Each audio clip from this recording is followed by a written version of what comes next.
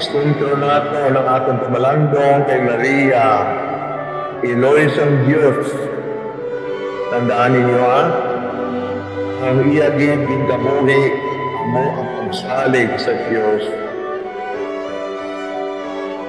Ano ba lang bagong tuig 2026 na pagkataloon sa aton?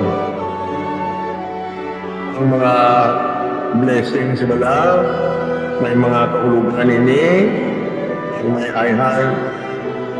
Kung sa nagagalitan mo, madamot din na panghang sa atong pagkakuman.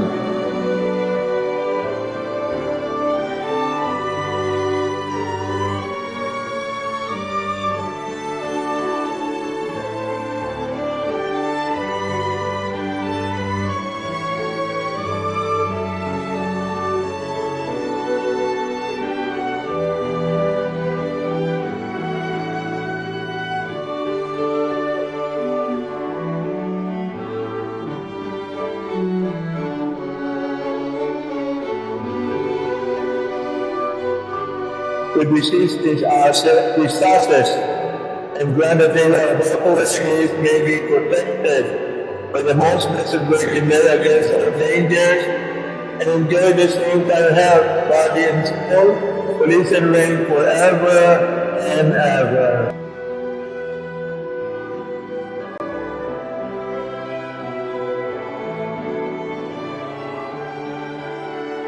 Receive this sacrament of Mary Propitiity and reverence and make the Immaculate Queen of Heaven protect and defend you and come to renew the wondrous holiness that should be for you as you ask during your life. That you are in bed until you find goodness under her care and protection.